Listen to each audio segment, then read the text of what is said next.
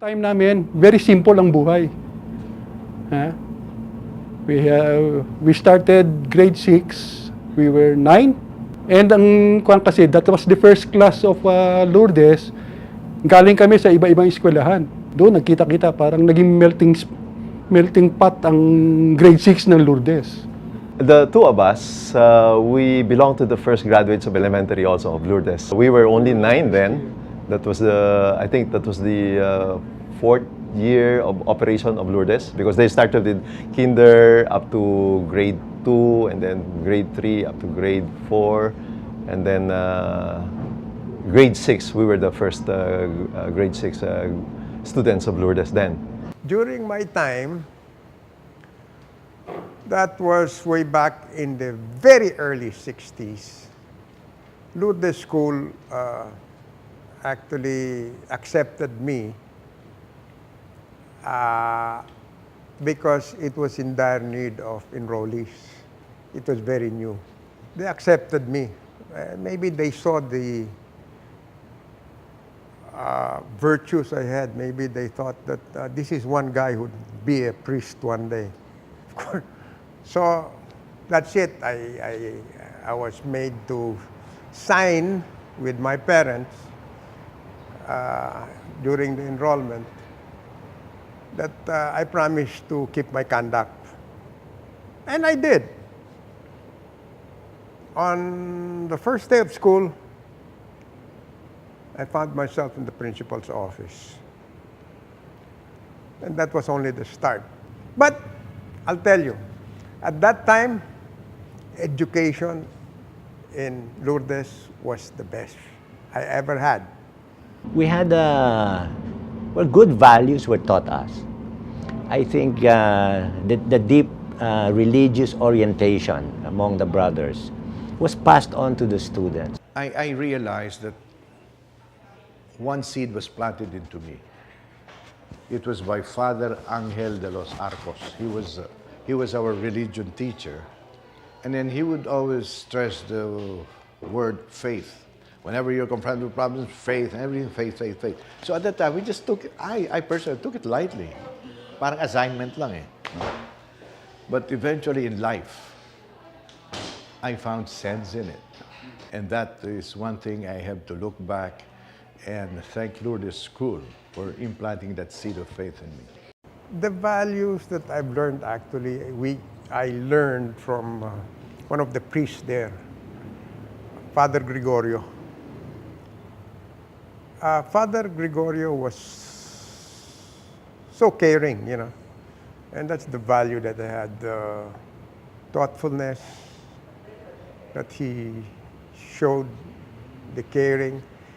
He just, in spite of our naughtiness, you know, we make fun of him, he never showed any anger. He would even treat us almost every afternoon. It was him or Butch Alejo who would pay for our merienda. Butch Alejo because he cannot go home unless we brought down his car. We almost turned into carnappers for a while. Butch used to drive to school in a small, I think it was an Austin. And when he comes late, he usually parks his car very near the plant box, near Lourdes. And Jimmy Hill, Boy Rio, myself, and Joey would carry his car and hang it in the plant box. Nilagay namin doon sa tagong area na dismissal time, labas siya. Hinahanap niya yung kotse niya. Saan yung kotse ko? So he couldn't leave. Then he would tell us, "Pare, I have to go home already. Uwi na ako." "O, uwi ka na." Sabi. "Yung kotse ko, babaan niyo na." Hindi pa uso carnapping no, pero nawawala na yung kotse niya. Kasi ako lang ang may sasakyan dun eh, so they were making fun of my car. And during our time, there were a lot of bully in our class, really. And Boy Rio is one of them. Kami naman na hindi bright boys, kami naman yung magugulo, Kaya kung may nang bubuli sa kanila, sabi siya, boy, boy, boy! May gumugulo sa amin rito. Ay, ako naman pupunta rin sa kanila. Ako yung muscle, sila yung brain. But if you need a friend who's gonna help you, it's Boy who's going to help you. So it's not true he says that he's all muscle. He's muscle and brains. He's one of our bright students. Sa Lourdes, very regimented ang buhay namin. You should be in proper uniform. That is the white shirt with patch, khaki pants, white socks, black shoes, black belt. Talagang ganun, uniform. So kapag supposing prague ceremony, naka-form kami, kita mo, hindi mo na makikita yung mukha, basta't makikita mo lang white ang taas, khaki ang baba, itim ang sapatos, ganun-ganon. But there was an incident, I don't know if any of my classmates told you, that you're supposed to wear white socks. Pero nung kami, we tried to challenge the system. Papasok kami blue socks, hindi white socks. It's just that I didn't feel there was a need for socks. You know?